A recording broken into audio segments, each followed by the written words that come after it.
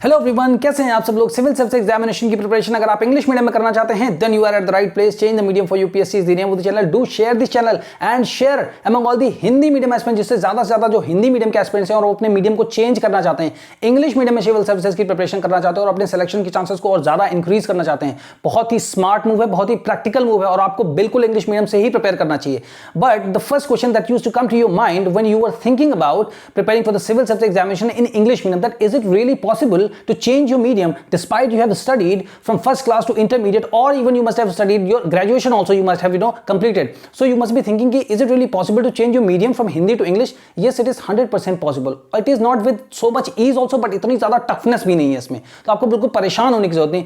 But how we will be doing it? Okay, कैसे करते हैं? देखिए, जो हमारी 6th क्लास की NCERT है जिसका नाम है Our Past, okay, और इसका स्ट्रेटेजी वीडियो भी I have already created, so आप उसको वॉच कर सकते हैं इसी चैनल पर, right? So 6th class NCERT, so this is the 6th class NCERT Our Past, and this is the second chapter of that NCERT, On the Trail of the Earliest People. On the Trail of the Earliest People is the name of the second chapter. So कैसे कर रहे हैं, ठीक है ना? This is going to be the 16th paragraph और ये हमारे 14th paragraph and 15th paragraph के short notes हैं, ठीक है ना? उसको short notes से कैसे short notes बनाने हैं that I am also telling you, ठीक है ना? अब ये इंग्लिश में, तो देखिए सबसे पहले आपको ये सोचना है कि जो हिंदी मीडियम के स्टूडेंट्स हैं और जो इंग्लिश मीडियम के स्टूडेंट हैं उनके बीच में डिफरेंस क्या है। Basic difference between an Hindi medium student and an English medium student is that the English medium student when it goes to school what happens that he listens to every single thing in English, everything, because the communication between a teacher and a student of English medium happens only in English. So उसका जो intake है ना, सुनना है जो भी English, वो everything happens only in English. So he listens to in English and then what happens that he writes also the same thing in English only. जब वो घर जाता है वापस तो what he does, वो जितना भी homework करता है he does that homework also in English. उसके बाद उसको क्लास में जब टीचर बोलता है okay you stand up and say something about this, right? So वो English में ही बोलता है। So उनका क्या है, अब देखिए यहीं पर डिफरेंस है, क्योंकि ग्रामर का तो एक पीरियड आपके भी स्कूल में होता था, जितनी भी आपने फर्स्ट क्लास लेके इंटरमीडिएट तक पढ़ाई की है, तो पूरा एक क्लास में आपके तो डेली एक भी होता था ना ग्रामर का पीरियड, और उनके में भी एक ही ग्रामर का पीरियड होता है। So now where the difference is lying, the difference is lying between that you people have not been listening to English, right? अगर आप सुनना शुरू करेंगे तो आपको इंग्लिश आएगी। आप बिल्कुल बस जिसको समझना है उसके लिए इशारा ही काफी है, आपको सुनिए। तो इसीलिए मैंने इस लेक्चर को ऐसे डिजाइन किया, जितने भी लेक्चर मैं लेता हूं उनको सारे को ऐसे इस तरीके से मैंने डिजाइन किया कि देखिए जो ये इसको है, जो ये लिखा है, ठीक है ना? अब ये पैराग्राफ है तो आई विल रीड इट। तो सबसे पहले क्या, बहुत सारे बच्चों को नहीं, मैं मान के चलता हूं ये बहुत सारे लोगों को आता भी होगा, ठीक है? बहुत सारे बच्चों को नहीं आता, तो मैं ऐसे बच्चों के ऊपर भी फोकस कर रहा हूं जिनको ABCD भी नहीं आती, अगर पूछो सही से वो लोग भी सीख सकते हैं, ठीक है? अपना टाइम वेस्ट मत करिए। जब भी ये वीडियो आपके पास पहुंचे तो आपको ये कम से कम एक बार सोचना चाहिए कि मैं अपनी लाइफ के साथ क्या कर रहा हूं। इतना मनी स्पेंड कर रहे हो, इतना लाइफ लगा रहे हो, इतना यूथ लगा रहे हो, अपना इतनी एनर्जी लगा रहे हो, ठीक है ना? कितना सेक्रीफाइस कर रहे हो, उसका कुछ मीनिंगफुल तो रिजल्ट निकलना चाहिए ना, ठीक है? अगर हिंदी मीडियम से किया और कोई सिलेक्शन नहीं हुआ तो कहीं जॉब नहीं मिलेगी, ये पक्का लिख के ले लो, जिस तरीके का टाइम है आपको पता है, ठीक है ना? बट अगर इंग्लिश मीडियम से करोगे और इतनी सारी नॉलेज भी आपके साथ रहेगी तो at least you will be able to find some job, ठीक है ना? कुछ जॉब तो आपको पक्का मिल जाएगी। तो उस हिसाब से अपने आप को प्रैक्टिकल होइए, 100% ruthless. You have to only think about yourself, be extremely selfish. जितना सेल्फिश हो सकते हो, जितना प्रैक्टिकल हो सकते हो उतना प्रैक्टिकल हो, उतना स्मार्टली प्रिपेयर करो। Hard work plus smart work, ठीक है ना? तो कैसे करेंगे, देखिए ये जितना भी इंग्लिश में लिखा हुआ, this is the 16th paragraph. आप जब सेकंड चैप्टर को ओपन करेंगे अपनी जो है 6th क्लास की NCERT that is our past में, तो क्या होगा, आपको ये 16th पैराग्राफ मिलेगा, ठीक है ना? उसके बाद आपको क्या करना है, देखिए बहुत सारे लोगों को रीडिंग करना भी नहीं आता, तो I will be reading it, ठीक है ना? तो रीड कैसे करते हैं that you will also get to know कि कैसे करते हैं। जैसे यहाँ पे लिखा सेवरल ग्रेन्स, तो मतलब जैसे 1 2 3 4 वर्ड है तो कुछ वर्ड्स को साथ में पढ़ते हैं, कुछ वर्ड को सिंगल पढ़ते हैं, कुछ वर्ड पे ज्यादा इंप्रेस करते हैं, ज्यादा प्रेशर करते हैं, ठीक है ना? और कुछ को छू करके निकल जाते हैं, ठीक है ना? तो ऐसे करके देखना है हमें। उसके बाद क्या देखना है, उसके बाद जो इंपॉर्टेंट वोकैबुलरीज हैं, वोकैबुलरी नहीं या वोकैब्युलरी नहीं, इट्स वोकैबुलरी। वोकैबुलरी मतलब वर्ड मीनिंग जो भी इंपॉर्टेंट वो देखेंगे। जो नेसेसरी ग्रामर होगी उसको भी देखेंगे, ठीक है ना? नेसेसरी ग्रामर, जितनी जरूरी ग्रामर है उसको भी देखेंगे जो इसमें आएगी। तो क्या होगा, जैसे ग्रामर आई तो ग्रामर भी सीखा, तो मतलब तो ये क्या होता है, ग्रामर होता है क्या, थियोरी। ग्रामर होती है थियोरी, और तुरंत ये इसी पैराग्राफ में आपको इसका मीनिंग का, तो मतलब तुरंत ही इसका क्या हो जाएगा, प्रैक्टिकल। तुरंत थ्योरी तुरंत प्रैक्टिकल, ठीक है ना? इस तरीके से फिर उसके बाद हिंदी में ट्रांसलेशन करेंगे इसका, ठीक है ना? और इस ट्रांसलेशन को जो भी मैंने किया है, इस ट्रांसलेशन को आपको क्या करना है, इसको हमें हिंदी मीडियम में तो पढ़ना नहीं है, तो आपको ये सोचना है कि जो ये ट्रांसलेशन है इसको आपको क्या करना है, इसको आपको इंग्लिश में खुद जब आप इसको समझ जाएंगे, पूरा grammar and everything, word meaning, vocabulary, speaking something, जब आप इसको समझ जाएंगे तो उसको जो ये लिखा है इधर, इसको आप अपने ओन वर्ड्स में आप इंग्लिश में लिखेंगे, ठीक है ना? आप इंग्लिश में लिखिए और इस पर्टिकुलर नंबर में 7080507433 इस नंबर पे आप स्क्रीनशॉट लेकर के सेंड करिए। जहां भी ग्रामेटिकल मिस्टेक होगी या जिस भी तरीके की मिस्टेक होगी, आई विल क्लियर इट और आपको मैं वापस रिप्लाई करूंगा, राइट? और उसके बाद स्पीकिंग की प्रैक्टिस करेंगे एट द एंड। तो जितनी भी इंग्लिश सीखी जा सकती है। तो एक बुक, मेरा मानना है कि अगर आप एक बुक अपनी कंप्लीट कर लेंगे, that is the 6th class NCERT, you would be 90+% in a position to prepare for the civil service examination very confidently, ठीक है ना, डिपेंडेंट नहीं रहेंगे। और द हिंदू का डेली एडिटोरियल का भी डिस्कशन करता हूं, वो भी आप जो है देखना स्टार्ट करिए, क्योंकि डिपेंडेंट मत रहिए किसी कोचिंग के ऊपर कि वो आपको क्या देते हैं, ट्रांसलेशन। अब आप उनका ट्रांसलेशन पढ़ रहे हैं द हिंदू का, ठीक है ना, सामने स्टडी मटेरियल रखा है बट पढ़ नहीं सकते। सबसे बेस्ट स्टडी मटेरियल है, ठीक है ना, रीढ़ की हड्डी जैसा है the Hindu civil service examination में। बट ना तो द हिंदू पढ़ सकते हैं, ना द ही आप जो है वो पढ़ सकते हैं, इंडियन एक्सप्रेस पढ़ सकते हैं, ठीक है ना। तो सोचिए कर क्या रहे हैं, पैसा भी लगा रहे हैं, इंसान के जैसे भी हैं आप, ठीक है ना। बस खाली एक ही आपसे हो गई कि आप नहीं पढ़ पाए इंग्लिश मीडियम से, ठीक है ना। जो जरूरी है प्रैक्टिकल है, हिंदी हमारी मातृभाषा, उसको हम सभी रिस्पेक्ट करते हैं, बट हमें सिलेक्शन खाली लेने के लिए मीडियम चेंज करना है, हाईवे पे आना है। इंग्लिश मीडियम वाला बच्चा हाईवे पे, उसको खाली गोल देखना और दौड़ते भागना है बस, और आपका खड़ंजे पे हो आप लोग। आप देखना यार ऑप्शनल कौन से हैं, क्योंकि 2 ही 3 ऑप्शन है, हिंदी लिटरेचर हो गया, हिस्ट्री हो गया, या फिलॉसफी, 2-3 ऐसे आपके हो गए। और इंग्लिश मीडियम में बहुत सारे फैकल्टी मेंबर्स हैं, बहुत सारा स्टडी मटेरियल है, proper good quality study material है। यहां पर स्टडी मटेरियल नहीं है, ऑप्शनल नहीं सकते, आईएफएस में सिलेक्शन नहीं ले सकते, इंग्लिश बोल नहीं सकते, इंफीरियरिटी कॉम्प्लेक्स रहता है। अगर कोई भी बात में झूठ बोल रहा हूं तो आप बताइए। ऐसे ऐसे बच्चे हैं मुखर्जी नगर में जिन्होंने 10-10 साल तक प्रिपरेशन की है और उसके बाद वो मैप बेच रहे हैं मुखर्जी नगर में खड़े होकर। अगर वो उन्होंने इंग्लिश मीडियम से प्रिपरेशन की होती तो आप सोचिए मैप तो नहीं बेचना पड़ता, कोई ना कोई तो जॉब मिल जाती, ठीक है ना। तो आप समझिए कि दुनिया कैसी है, किस तरीके से प्रैक्टिकल होना है, ठीक है ना, उस तरीके से पढ़िए। तो चलिए अब स्टार्ट करते हैं, ठीक है ना। तो इस लेक्चर को 2 भागों में डिवाइड करेंगे। We will be dividing this particular lecture into 2 parts, ठीक है ना। 2 भाग में कैसे डिवाइड करें, जो फर्स्ट पार्ट होगा उसमें मैं ज्यादा बोलूंगा, इंग्लिश बोलूंगा, ज्यादा से ज्यादा मैं इंग्लिश बोलूंगा, पूरी इंग्लिश बोलूंगा फर्स्ट हाफ, जिससे आपको लगे कोई इंग्लिश मीडियम का टीचर में पढ़ा रहा है, कि आपका एडमिशन इंग्लिश मीडियम में हो गया 6th क्लास से, जो ऐसे स्कूल में हुआ है जिसका नाम है change the medium for UPSC, जो चैनल का नाम है। आप सोचिए इस स्कूल में आपने एडमिशन लिया, अगर आप सब्सक्राइब करते हैं तो, ठीक है ना, तो आपको लगेगा अच्छा इंग्लिश मीडियम हुआ, जो स्कूल सिविल सर्विसेज की तैयारी कराता है, जो हिंदी मीडियम को इंग्लिश मीडियम में कन्वर्ट करना है, ठीक है ना, जिससे सिलेक्शन का रेशियो बढ़ सके, ठीक है। तो कैसे करूंगा, इंग्लिश में बोलूं तो आपको लगेगा हाँ अब से इंग्लिश में सुन रहा हूं। सुनना बहुत जरूरी, सुनिए। सुनने के बाद फिर इसके बाद जो भी मैंने बताया, इसको रीड कैसे करना है, ठीक है ना, एक्सप्लेन कैसे करना है, इसकी वोकैबुलरी कैसे जाननी है, ग्रामर कैसे जाननी है, ठीक है ना, ये सारी चीजों को मैं एक्सप्लेन करूंगा, ठीक है। ये सब जब हो जाएगा तब हिंदी में देखेंगे, फिर आपको इसको ट्रांसलेट करना, ऊपर भेजना है, फिर आपको, और उसके बाद at the end we will do the English speaking practice also, ठीक है ना। जब वो प्रैक्टिस करेंगे तो उसका भी वॉइस नोट्स आपको रिकॉर्ड करना। बहुत सारे बच्चे भेज रहे हैं, ठीक है ना, तो आप लोग भी लग जाइए। जब वो समझदार हो सकते हैं तो आपको भी समझदार बनना है, ठीक है ना। सो चलिए लेट्स गेट स्टार्टेड, ठीक है ना। आधा लेक्चर इंग्लिश में बोलूंगा, ठीक है ना, एक बार पूरा, और फिर उसी चीज को पूरा हिंदी में भी बताऊंगा, ठीक है ना। तो बिल्कुल फिकर नॉट, बट रिवर्स इंजीनियरिंग हमको करनी है क्योंकि आपको मेन लाइमलाइट में आना है।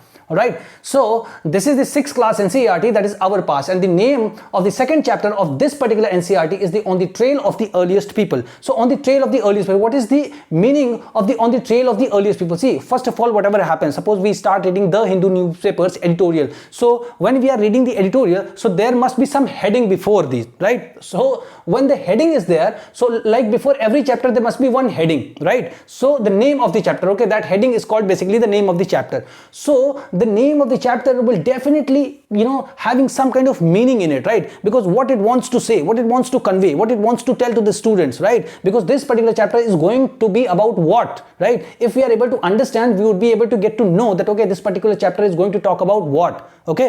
So we will be actually getting some of the answers just by understanding the name of the chapter, all right? So here, on the trail of the earliest people, right? So the earliest people means the people who are earliest, means the hunter gatherers. Basically in this book, in the history book, whenever you are using the word earliest people, so basically this book talks about the earliest people as hunter gatherers. So earliest people and hunter gatherers are synonymous to each other. These two words are synonymous to each other. If you want to say the earliest people, that is also correct. If you want to say hunter gatherers, that is also correct. Both carry the same meaning, right? So the earliest people means the people who have lived on this earth 12 lakh years back. 12 lakh years back. 12 lakh. Oh, sorry. I think 20 lakh years back. 20 lakh years back, the people who have lived on this earth 20 lakh years back, 2 million years ago. Okay, so we are talking about that. So now you imagine, now you just imagine that the people who have lived like 20 lakh years back on this planet, what kind of life those people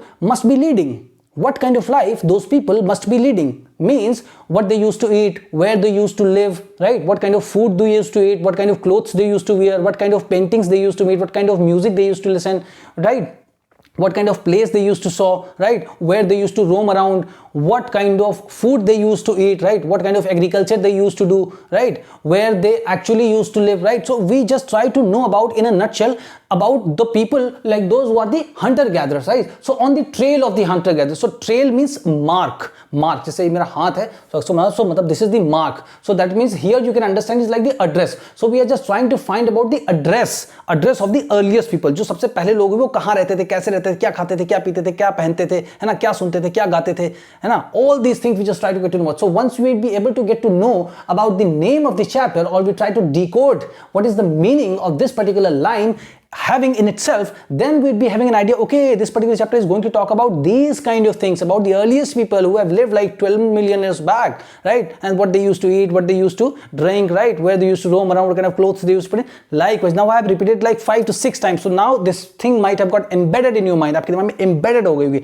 fix हो गई, stick हो गई होगा, right? So now this is the 16th paragraph. So I will be reading it first, okay? So this was also a time you have to imitate me. आपको नकल करनी है exactly the way I'm reading it. So आपका pronunciation भी अच्छा होगा. Reading and pronunciation goes both hand in hand. All right? साथ साथ चलते दोनों. All right? So this was also a time. So this was also a time when several grain. This was. It's not was. It's was. This was also a time. This was also a time when several grains. This was also a time. You look at here. This was also a time. This was also a time when several grains bearing grasses. This was also a time when several grains bearing grasses, including wheat, barley, and rice. Including wheat.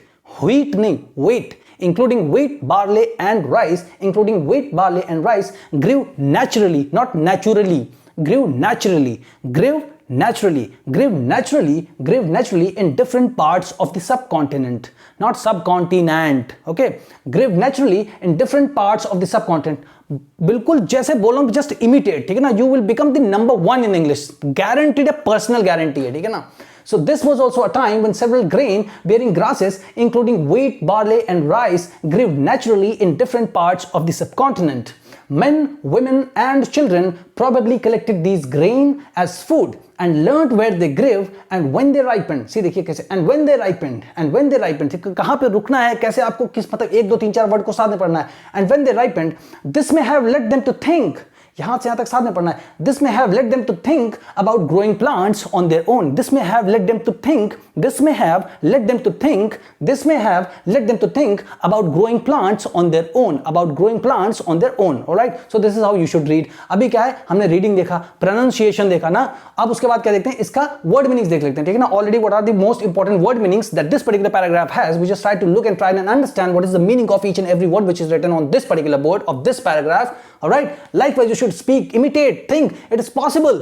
All right? अगर English सीखने से, English medium में change करने से आपके selection के chances बढ़ते हैं, डेफिनेटली यू शुड डू. सब कुछ दुनिया भूल जाओ, ठीक है ना? ऐसे बिल्कुल सामने देखो, बस यही पढ़ना है, ऐसे ही हमें आगे बढ़ना. Right? So this was also a time. So अब देखिए, अब यहां पे लिखा है सेवरल, मतलब क्या होता है, कई, ठीक है ना? बियरिंग मतलब क्या होता है, धारण करना. नेचुरली मतलब प्राकृतिक. ग्रीव मतलब उगे, क्योंकि ये क्या है, अब आपको थोड़ी सी ग्रामर भी मैं बता देता हूं. ग्रीव यहां पे क्या है, सेकंड फॉर्म है ग्रो का. ग्रो मतलब उगता है, ग्रीव मतलब उगे, पास्ट में मतलब उगे, ऐसे समझिए, ठीक है ना? इतनी बार इतना फुर्सत कहां है किसी के पास कि बैठ के सारे वर्ब्स की फॉर्म याद कर, फर्स्ट सेकंड थर्ड याद करेगा. यही देखिए, तुरंत समझिए, आगे बढ़िए, ठीक है ना? ग्रीव मतलब उगे, ठीक है ना?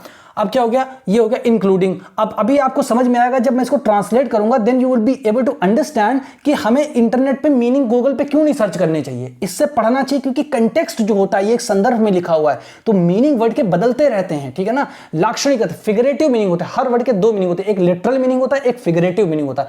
फिगरेटिव मीनिंग ही हमारे काम का होता है, ठीक है ना? अभी मैं इससे आपको समझाऊंगा, साबित करूंगा, ठीक है ना? इससे सो फिर ये हो गया सब कॉन्टिनेंट मतलब उपमहाद्वीप होता है. प्रोबेबली नहीं, प्रोबेबली मतलब संभवतः होता है, ठीक है ना? कलेक्टेड मतलब एकत्रित करना. दीज मतलब इन चीजों को, ठीक है ना? ग्रेन मतलब जो हमारे बीज होते हैं, व्हीट का बीज हो गया, ठीक है ना? जो हमारे गेहूं के बीज हो गए, ऐसे करके, ठीक है ना? फूड मतलब खाना, एंड मतलब और, लर्न मतलब जाना, ठीक है ना? अब ये भी क्या है, वर्ब है. लर्न मतलब जानना, ठीक है ना? लर्न मतलब जाना, मतलब क्या, पास्ट में जाना, ठीक है ना? वेयर मतलब तो पता ही होगा आपको, कहां.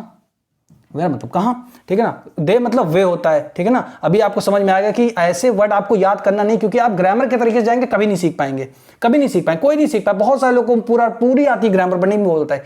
ये क्या हो गया, ग्रीव मतलब उगे, ठीक है ना? जैसे यहां पर ग्रीव मतलब उगे, एंड मतलब और, व्हेन मतलब जब, दे मतलब राइपेंड मतलब पके, राइप मतलब क्या होता है पकना, बट राइपेंड मतलब ईडी लगाए मतलब सेकंड फॉर्म है, ठीक है ना। फिर this may have led them to think, ठीक है ना, ये हमारा क्या है ग्रामर है, इसको मैं समझाऊंगा आपको भी, ठीक है ना। फिर यहां पर देम का मतलब क्या होगा, उन लोगों से होगा, ठीक है ना। टू थिंक मतलब सोचना हो गया, अबाउट मतलब के बारे में हो गया, ग्रोइंग मतलब उगाना हो गया, प्लांट मतलब पौधे हो गए, ऑन देयर ओन मतलब खुद से हो गया। So now we have understood the meaning of the word, right. So हमने क्या क्या किया, रीडिंग किया, प्रोनाउंसिएशन किया, वोकैबुलरी मतलब वर्ड मीनिंग किया। अब हम इसको क्या करते हैं, ट्रांसलेट करते हैं, फिर ग्रामर इसी के साथ में देखेंगे, फिर स्पीकिंग की प्रैक्टिस करेंगे, राइट।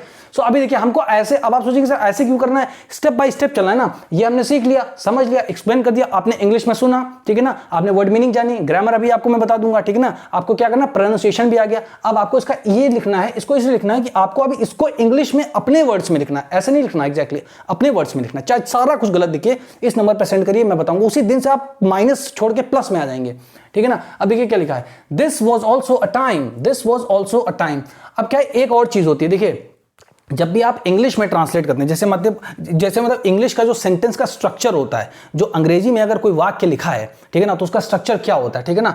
देखिए इंग्लिश का जो स्ट्रक्चर होता है उसमें क्या आता है, सबसे पहले क्या आता है सब्जेक्ट, सब्जेक्ट के इमीडिएट बाद आता है वर्ब, जैसे सब्जेक्ट आएगा फिर वर्ब आएगा, उसके बाद ऑब्जेक्ट और फिर अदर वर्ड्स आता है। ये एक इंग्लिश के सेंटेंस का स्ट्रक्चर हो गया। अगर कोई इंग्लिश का सेंटेंस आपको लिखा है तो उसमें सबसे पहले आपको सब्जेक्ट मिलेगा, फिर आपको तुरंत सब्जेक्ट के बाद वर्ब मिलेगा, उसके बाद आपको ऑब्जेक्ट मिलेगा, फिर उसके बाद आपको अदर वर्ड्स, जो भी अदर वर्ड्स आते हैं, ठीक है ना। अब ये तो हो गया रूल। और हिंदी में क्या होता है, सब्जेक्ट सबसे पहले उसमें भी होगा, ठीक है ना, बट जो ऑब्जेक्ट होता है वो इसमें सब्जेक्ट के तुरंत बाद ऑब्जेक्ट आएगा, ठीक है ना, और उसके बाद आता है वर्ब सबसे लास्ट में हिंदी में। तो अभी देखिए जो हिंदी है इसमें सबसे लास्ट जितने भी मतलब सेंटेंसेस हैं उसके लास्ट में क्या आया है, वर्ब आया है, ठीक है। अब इसको कैसे मतलब देखिए, ये जो रूल है ना ये कोई हमको बहुत यूजफुल नहीं है, ठीक है। आप इसको सोच सकते हैं, सीख सकते हैं, बट ये बहुत छोटे छोटे सेंटेंसेस के ऊपर लागू होता है। बट जब इतने बड़े बड़े सेंटेंस आपको मिलेंगे तो आप कैसे करोगे, आपको सेंस डेवलप करने की जरूरत है, ठीक है।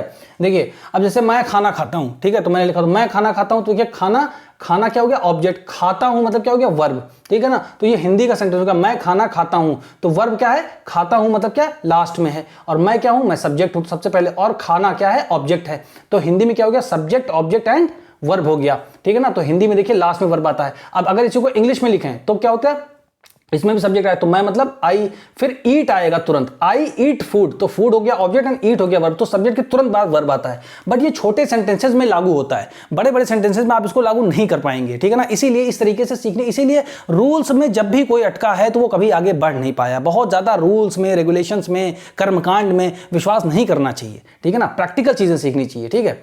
अब देखिए अब इसको अगर इधर लिखते हैं, ट्रांसलेट करते हैं, ठीक है ना, this was also a time. अब हमें एग्जैक्टली हमें सिर्फ ऐसा लिखना है कि हमें लगे कि हाँ ये लाइन अगर कोई भी पढ़े, सर्वसाधारण कोई आदमी पढ़े, उसको लगे हाँ ये ठीक लिखा है, दिस इज रिटन फाइन, इसका सेंस आ रहा है। सेंटेंस का मतलब क्या होता है, जो मतलब a group of word which gives a proper meaning, ठीक है ना। तो ये पूरे ग्रुप ऑफ वर्ड्स हैं, ये प्रॉपर मीनिंग दे, बस फिर इसी को ट्रांसलेट करेंगे हम, है ना। अब देखिए स्टार्ट करते हैं। This was also a time when several grain bearing grasses including wheat, barley and rice grew naturally in different parts of the subcontinent. अब कहां शुरू करना, जहां से मर्जी आया आपकी शुरू करिए, क्योंकि पहली बात देखिए जब तक खुद आप गलती नहीं करेंगे तब तक आप कतई नहीं सीख सकते, तब तक कभी नहीं सकते। क्योंकि ये मैंने अभी लिख दिया, इससे पहले क्या हुआ, मैंने इस लेक्चर को रिकॉर्ड किया बट वो रिकॉर्ड नहीं हुआ, इसलिए ये मैंने पहले लिख दिया और ये सब पहले आपको वर्ड मीनिंग लिख रहा है, सब मेरा समझाया हुआ है, ठीक है ना। अदरवाइज ये आपको नहीं दिखता यहाँ पे, तो मैं अभी आपके सामने करता, ठीक है। बट मैं आपको एडवाइस कर रहा हूँ आपके इंटरेस्ट में, आपके हित के लिए, ये तो आप खुद से गलती नहीं करेंगे तब तक आप नहीं सीख पाएंगे, राइट। तो कैसे करना है आपको, देखिए सबसे पहले क्या करना है आपको, सबसे पहले आपको क्या करना है कि जहां से देखिए आपको ये देखना है स्टार्ट कहां से हो रहा है और फुल स्टॉप कहां है, तो वहां से स्टार्ट हो रहा है, यहाँ पे फुल स्टॉप है। अब जहां से आपको सही लगे कि इस सेंटेंस को सब, तो यही आपकी रियल मेहनत है, इसी से आप इंप्रूव करेंगे, ठीक है ना। तो देखिए हमने यहां से उठा लिया, मान लीजिए और आप ये भी मत सोचिए कि यहां से उठाऊं, एक उठा लीजिए कहीं से भी, चाहे यहां से उठाइए चाहे यहां से उठाइए, कहीं से उठा लीजिए, ठीक है ना। तो सबसे पहले सही रहता है कि स्टार्टिंग, क्योंकि सब्जेक्ट यहीं पे कहीं रहता है, तो पहले फर्स्ट आपको यहीं से उठाना है, ठीक है ना। तो this was also a time, तो क्या हो गया, एक ऐसा समय था, एक ऐसा भी समय था, ठीक है ना। दिस वाज आल्सो टाइम, एक ऐसा भी समय था, ठीक है ना, when several grains bearing grasses including wheat, barley and rice grew naturally in different parts of the subcontinent. एक ऐसा भी समय था जब उपमहाद्वीप के विभिन्न भागों, अब क्या हुआ देखिए, अब आपने यहां लिखा this was also a time when, ठीक है ना, यहां तो हुआ, फिर उसके बाद इन different parts of the subcontinent, तो यहां पे पहला और यहां पे क्या हो गया दूसरा, ठीक है ना। सो एक ऐसा भी समय था जब उपमहाद्वीप के विभिन्न भागों में, ठीक है ना। अब क्या हो गया, सेवरल ग्रेन्स मतलब क्या है, कई प्रकार के अनाज, ठीक है ना, ग्रेन मतलब अनाज, तो कई प्रकार के अनाज। अब क्या है, इंक्लूडिंग मतलब देखिए, अब अगर आप इसको इंटरनेट पर सर्च करेंगे एक्सक्यूज मी, इंक्लूडिंग को अगर आप इंटरनेट पर सर्च करेंगे तो आपको क्या मिलेगा कि मतलब जो है मतलब क्या होगा इसका मिला के, इन लोगों को मतलब जो है ऐड करके, मिला करके, इंक्लूड करके, मिला करके, मतलब जो है ये 3-4 चीजों को मिला, इंक्लूडिंग दिस, है ना। बट यहां पर क्या होगा, जैसे, यहां पर इसका मतलब होगा जैसे, क्योंकि अगर आप देखिए इन सब चीजों को मिलाकर देखिए सेंस ही नहीं बनेगा, ठीक है ना। इसीलिए इंग्लिश टू हिंदी बिल्कुल पूरी तरह से नहीं करना है, ठीक है ना। अब यहाँ का जैसे, अब देखिएगा पढ़िए, एक ऐसा भी समय था जब उपमहाद्वीप के विभिन्न भागों में कई प्रकार के अनाज जैसे गेहूं, जौ और चावल, जैसे व्हीट, बार्ले एंड राइस ग्रू, मतलब उगे, ठीक है ना। अब देखिए, और मतलब कैसे उगे, प्राकृतिक रूप से, ये कहां गया हमारा, नेचुरली, है ना, ग्रू नेचुरली, प्राकृतिक रूप से उगे। अब इसको रीड करके देखिए, एक ऐसा भी समय था जब उपमहाद्वीप के विभिन्न भागों में कई प्रकार के अनाज जैसे गेहूं, जौ और चावल प्राकृतिक रूप से उगे। हाँ भाई, अभी बिल्कुल सही है। अब आपका क्या है, देखिए इसको भी पढ़ लिया, समझ लिया, तो आप थोड़ा बहुत वहां से लेंगे, थोड़ा बहुत अपनी बुद्धि लगाएंगे तो आप लिख ले जाएंगे, और 1-2 बार, 4-5 बार आप लिख ले गए तो आप सोचिए आपका कॉन्फिडेंस बढ़ेगा कि नहीं बढ़ेगा, बट नेचुरली बढ़ेगा, ठीक है। अब उसके बाद main, women and children, men, women and children probably collected these grains as food and learnt where they grew and when they ripened। तो अब देखिए यहां से लेकर के यहां तक, सबसे पहले ये देखिए कि कहां से स्टार्ट हुआ, फुल स्टॉप कहां, पहला काम। दूसरा काम क्या है, आपको देखना सब्जेक्ट कहां है, ठीक है ना। तो जनरली सब्जेक्ट पहले ही होता सबसे पहले, ठीक है ना। तो दूसरा स्टेप ये हो जाएगा, तो पहला आपको देखना कहां से स्टार्ट हुआ, कहां पे फुल स्टॉप, पहला काम। दूसरा काम क्या देखना है कि man, women and children probably, तो ये क्या है, मैन, वुमेन। अब देखिए यहां पे क्या है, फिर क्या है, संभवता। अब यहां पे क्या है, कुछ सेंटेंसेस को बनाएंगे, इसीलिए तो रूल कॉपी नहीं कर, इसीलिए रूल हमेशा अप्लाई नहीं होता 90% केसेस में, ठीक है ना। अब देखिए यहां पे ये जो लिखा प्रोबेबली, अब इसको लिखेंगे सबसे पहले, संभवतः, संभवतः, संभवतः पुरुषों, महिलाओं और बच्चों, संभवतः पुरुषों, महिलाओं और बच्चों ने इन अनाजों को खाने के रूप में एकत्रित किया। तो क्या हो गया, संभवतः पुरुषों, महिलाओं और बच्चों ने, ठीक है ना, संभवतः पुरुषों, महिलाओं और बच्चों ने, यहां तक हो गया, ठीक है ना। Collected these grains as food, ठीक है ना। अब क्या है, इन अनाजों को, इन अनाजों को, है ना, दीज मतलब इन अनाजों को, दीज ग्रेन्स मतलब इन अनाजों को, ठीक है ना, दीज ग्रेन्स मतलब इन अनाजों को, ठीक है ना, दीज मतलब इन अनाजों को एकत्रित किया, ठीक है ना। यहां पर क्या, कलेक्टेड, है ना। संभवतः पुरुषों, महिलाओं और बच्चों ने इन अनाजों को खाने के रूप में एकत्रित किया, ठीक है ना, खाने के रूप में एकत्रित किया। अब यहां पर क्या, एंड लर्न मतलब जाना, एंड लर्न मतलब जाना, एंड और जाना, ठीक है ना, खाने के रूप में एकत्रित किया और जाना कि वे कहां उगे, ठीक है ना। एंड लर्न वेयर दे ग्रू, ग्रू मतलब उगे, क्योंकि ये कहां का है, पास्ट टेंस है ना, ठीक है ना। एंड लर्न वेयर दे ग्रू, ठीक है ना। एंड व्हेन दे राइपेंड, ठीक है ना, और वे कब पके, ठीक है ना। राइपेंड मतलब पकना, तो क्या हो गया, पके, पास्ट टेंस में, ठीक है ना। ऐसे हमारा सिंगुलर होगा। अब क्या बचा है, अब यहां तक हो गया, ठीक। अब उसके बाद अब देखिए यहां पर आता है, this may have let them to think about growing plants on their own. अब क्या है, मे हैव लेट देम। अब ये क्या होगा, देखिए इसका स्ट्रक्चर देखिए क्या होता है, ये हमारा ग्रामर है और ये क्या 50% की संभावना बताता है, क्या बताता है, पॉसिबिलिटी बताता है। बट ये सारी चीजें अगर आप जान भी गए, यूज कैसे करोगे आप, आपको खुद से सेंटेंस बनाए, खुद से सेंटेंस बनाने के लिए आपको अंडरस्टैंडिंग चाहिए, कोई मैटर चाहिए, वो आपको मिलेगा नहीं, क्योंकि जब तक आप ऐसे नहीं पढ़ोगे तब तक नहीं मिलेगा। इसीलिए इंग्लिश मीडियम वाले से, क्योंकि वो सबसे पहले बुक पढ़ते हैं, इंग्लिश में पढ़ते हैं, समझते हैं, तो उनकी अंडरस्टैंडिंग डेवलप हो जाती है। फिर उनको नहीं लगता कि वो हिंदी पढ़ना है इंग्लिश, और आप यही चीज मिस करते हो और आप उल्टा काम करते हो। फिर आप जाते हो ग्रामर सीखने, हिंदी की ग्रामर आती है आपको, नहीं आती है, 100% नहीं आती है आपको, मैं यहीं से बता रहा हूं, नहीं आती है आपको, ठीक है ना। बट फिर भी हिंदी बोल लेते हैं, लिख लेते हैं, सोचना पड़ता है क्या, क्योंकि स्टार्ट ही सब कुछ हिंदी में किया, लिखना, बोलना, सुनना, सबसे पहले सुनना ही था ना हिंदी, तो वैसे सुनिए ज्यादा से ज्यादा इंग्लिश, ठीक है ना। तो अब देखिए क्या है, अब इसको एक बार पहले लिख लेते हैं, फिर आपको समझ ना। This may have let them, अब ये कहां पे ये चीज होता है, दिस, तो दिस का मतलब तो होता है यह।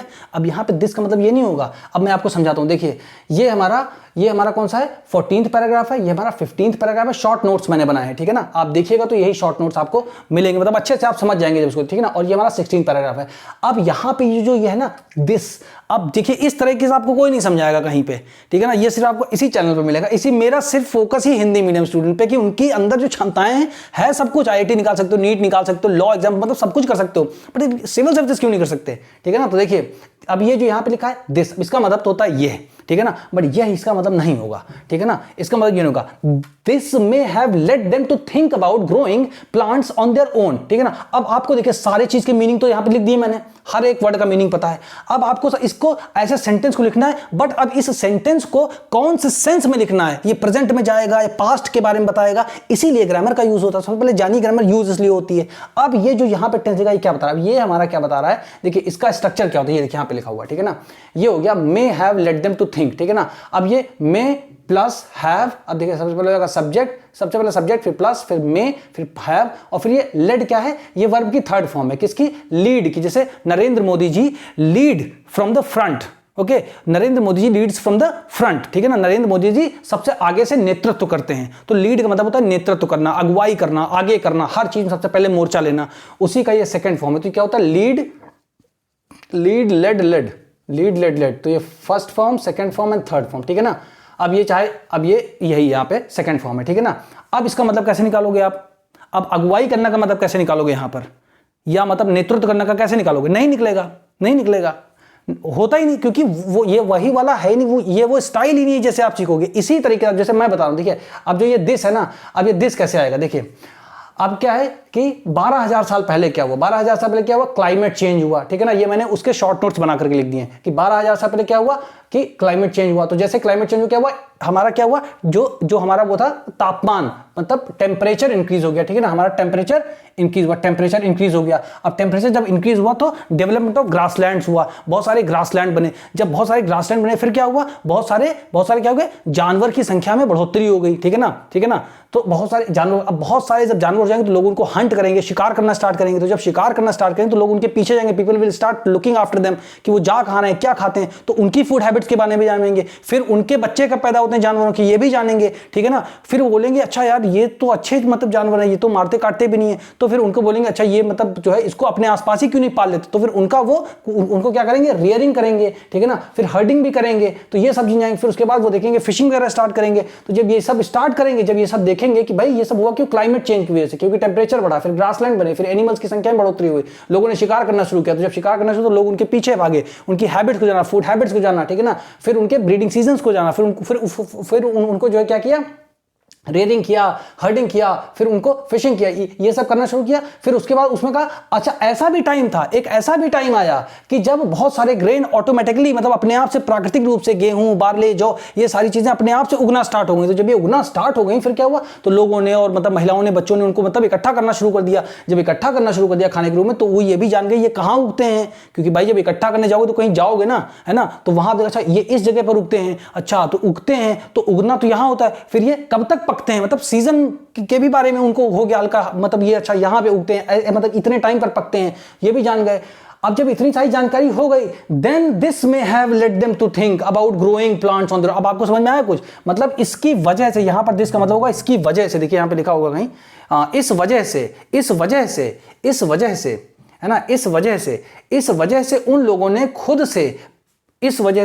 ने खुद से पेड़ पौधे उगाने के बारे में सोचा होगा। तो जो ये सोचा होगा जो है ना, may have let them to think. अब आप अपनी नोटबुक में लिख लीजिए कि ये यहां से लेकर के this may have let them to think, यहां तक पूरा ये लिख लीजिए। This may have let them to think मतलब क्या होता है, देखिए यहां पे लिख दिया, खुद से पेड़ पौधे उगाने के बारे में सोचा होगा, ठीक है ना, खुद से पेड़ पौधे उगाने के बारे में सोचा होगा। अब ये मे हैव है, 50% पॉसिबिलिटी बताता। अब इसका क्या करोगे आप, अगर आप ये जान भी गए तो क्या करोगे, कौन सी पॉसिबिलिटी बता लोगे आप, है ना। तो अननेसेसरी तरीके से गलत चीजों को मत सीखिए, ये है सही बट इसका कोई यूज नहीं समझ पाओगे, ठीक है। अब इसकी वजह से उन लोगों ने सोचा होगा, इसका मतलब है this may have let them to think, इसकी वजह से लोगों ने सोचा होगा, ठीक है ना। सो अब ये दिस जो लिखा है ना, ये बहुत भारी अपने ऊपर बहुत सारा मतलब ये पूरा यहां से लेकर के पूरा जितना भी है ना, 1-2 पैराग्राफ का बाहर लिए हुए है, इस तरीके से आपको समझना है, ठीक है ना। तो अब आप ये समझ गए, ठीक है ना। तो इस तरीके से आप इसको लिख लिया। अब देखिए मैं आपको एक सिंपल एग्जांपल देता हूं इसी का, ठीक है ना। जब आप ग्रामर सीखिए तो उसको जरूरत के हिसाब से जहां लिखा है उस पर्टिकुलर उसमें सीखिए, तभी आप समझ पाएंगे, ठीक है। अब मैं आपको देखूं, because of the poor results, okay, it may have led students to think about preparing for civil service examination in English medium, ठीक है ना। मतलब सिविल सर्विसेज का जो रिजल्ट है वो अच्छा नहीं आने की वजह से, ठीक है ना, may have led students to think, may have led, अब यहां देम की जगह लगा दिए स्टूडेंट, है ना, may have led students to think about preparing for civil service examination in English medium, है ना। इसकी वजह से मतलब हिंदी में रिजल्ट अच्छा नहीं है, इस वजह से सिविल सर्विस एग्जामिनेशन के स्टूडेंट्स को इंग्लिश मीडियम में जो है स्टार्ट करनी पड़ी होगी, तो इसकी वजह से उन्होंने सोचा होगा। तो यहां पे मे हैव लेड का मतलब क्या होगा, सोचा होगा, ठीक है ना, बेसिकली, ठीक है। तो इस हिसाब से आपको समझना है। अब देखिए यहां पे क्या है, सोचना क्या है, वर्ब है। तो देखिए हिंदी में लास्ट में आई, ठीक है ना। और देखिए इंग्लिश में क्या है, जैसे ही सब्जेक्ट के तुरंत बाद आ गई तो उसके तुरंत बाद वर्ब आ गई पूरी, ठीक है ना, ठीक है, ये सब पूरी आ गई ना। देखिए लेड, ठीक है ना। तो इस तरीके से होता है सेंटेंस स्ट्रक्चर। तो अब ये आप समझ गए होंगे, ठीक है ना। हमने क्या कर लिया, हमने रीडिंग कर ली, प्रोनाउंसिएशन कर लिया, वोकैबुलरी कर ली, हमने पूरा इसका क्या कर लिया, ट्रांसलेशन कर लिया, ग्रामर देख लिया। अब स्पीकिंग की प्रैक्टिस करते हैं। अब स्पीकिंग की प्रैक्टिस करेंगे कैसे, देखिए सबसे पहले whenever it comes to speaking what you need to think about it. अगर मैं आपसे बोलूं कि okay speak something in English, तो इसे I am blank, I can not speak because I don't have anything in your mind. Okay, आपके दिमाग में जब कुछ है नहीं तो व्हाट विल यू स्पीक, जब कुछ होगा दिमाग तभी तो बोलोगे ना।